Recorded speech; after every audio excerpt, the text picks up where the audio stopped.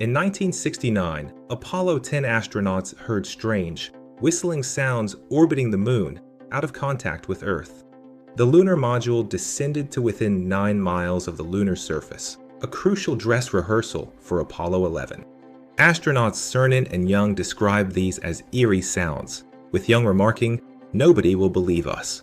Transcripts were initially classified, a standard procedure during the space race, then declassified by 1973.